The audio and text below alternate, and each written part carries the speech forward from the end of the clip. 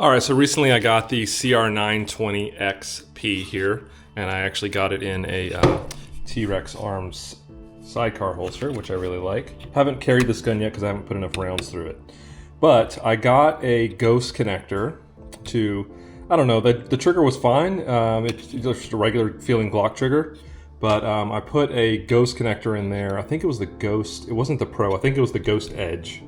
And it feels fine. It's a little bit of a straight pull back AK feel where there's not super defined wall. I kind of like defined walls on my triggers.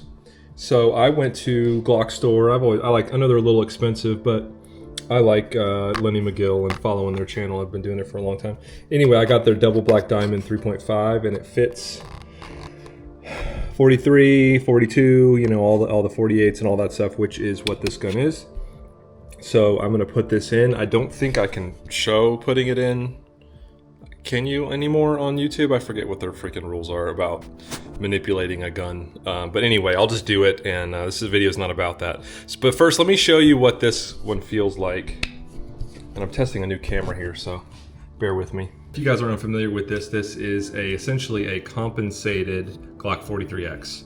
So not too long ago, Shadow Systems came out with their CR920X, which is CR920 is a Glock 43, CR920X is a Glock 43X, CR920XP, the P always stands for, I guess, ported, but it always means compensated. So this gun, I've shot it, I got about 150 rounds through it, and I feel like it, I mean, I had some issues up front out of the first few mags, but I think that was mostly the tighter tolerances on Shadow Systems. I know people hate that.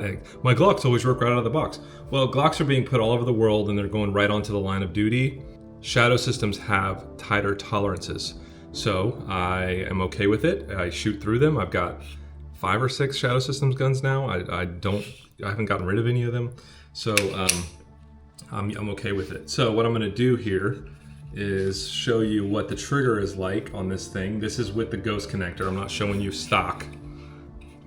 Let me pull it from this side. So you can kind of see that there's not really a defined wall. Let me go through from this side here. So starting out right there, and it's kind of a mushy pull once you kind of hit the soft wall. It's not bad for a concealed carry trigger. So I don't mind the trigger myself, but I just thought let's try out this double diamond from Glock store and see what it feels like. So again, I don't think I can show this, but I might as well just kind of tell you what else I put on here. The EPS carry, Hollow Sun EPS carry. It does have the solar on the top. This is the I forget which one it is. It's the one that allows you to do circle dot. And I got the TLR7X sub. So the sub is meant for these smaller, thinner guns, and thankfully it worked. And if you have a TLR7 sub holster, it'll work in there. The X just means it allows you to use the rechargeable batteries in it. So, and I need to put some chapstick on this light too, I forgot. So anyway, the time I shot it, it shot really flat. It shot better than a Glock 19 from what I need to shoot them back to back, but I've shot a lot of Glock 19s, and I really enjoyed shooting this thing, and I can't wait to put more rounds through it. I shot maybe 30 hollow point rounds of self-defense carry rounds that I'm not going to use anymore. So I'm really digging this thing, and the whole reason I got it is it's going to become my carry gun. It's a lot thinner. At my staccato right now, I love the CS, love it, but I think I'm going to make that kind of a outside the waistband with a cover garment kind of a gun, and this is going to be concealed carry gun because it just fits. It's a little slimmer on the waist here, and it'll just conceal a little bit better for me. And it holds 15 plus 1. So okay, let me put this in, and I will get back with you guys on it and let you know how it feels. All right, got it installed. Again, this is the double diamond 3.5 connector from Glock store. Okay. So let's see what this one feels like. Completely off, back. Definitely more defined wall. Nice reset. creep. So tiny bit of creep and bang. So let's see again here if I can do it from this side. I keep getting confused.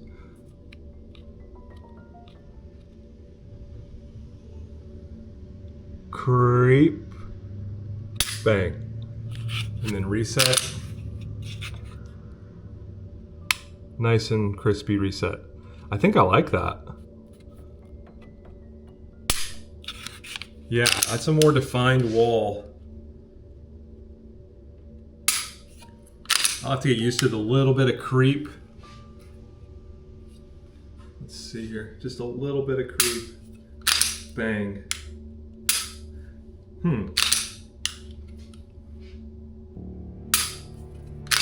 See if my dot's moving much.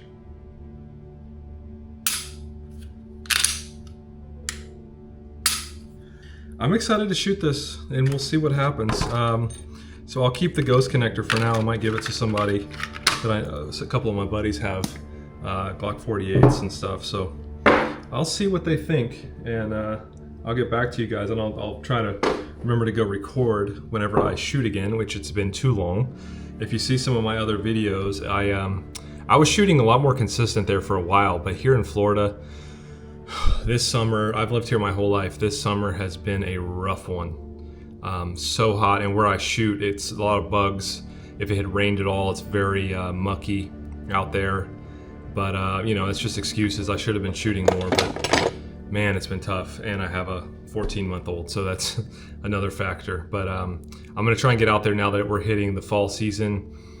And you know, I gotta stay on top of it. I'm actually going to take a course with Pat McNamara, his Sentinel course.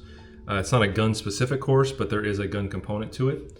And I'm taking that soon up in North Carolina. So thankfully a part of North Carolina that wasn't hit on the east side. So I'm looking forward to it. There are quite a few videos on this gun by other creators, so go check those out, and I will get mine out there whenever I can. But you know, I don't like all the hate that Shadow Systems gets. I know that Glock has set a standard to where everything just kind of works, but I've had issues with Glocks too. I mean, I think people have. And Shadow Systems is taking a Glock platform. They're usually kind of like a Gen 4 platform, at least is what the full size. I don't know what these are, but the more smaller guns. And the tolerances are a little tighter. But I had a couple issues. The only issue I had with this gun was, like I said, a few. I could have been the ammo I was using too, because a comped gun I think needs like 124 grain, a little bit more, which will be what my carry ammo is. But I had a few stoppages, and it was mostly stovepipes. So I think the being a new gun and the spring needed to get worked in and stuff like that. It was just kind of short stroking, and after that it seemed to be fine. So I'm excited to get more rounds through it and then feel really comfortable carrying it. But I understand the hate as far as I'm not carrying a gun that's had malfunctions. Well, you should be able to clear malfunctions anyway, which I need to practice more myself. But anyway, if you guys got any questions on this gun, I will answer anything that I can. I like how flat it is on the magwell too. I'm not going to put any kind of a magwell on there. I'm not going to stipple it either. I've kind of stippled all my other Shadows guns, and this one just has a really nice, aggressive without being overly aggressive texture to it.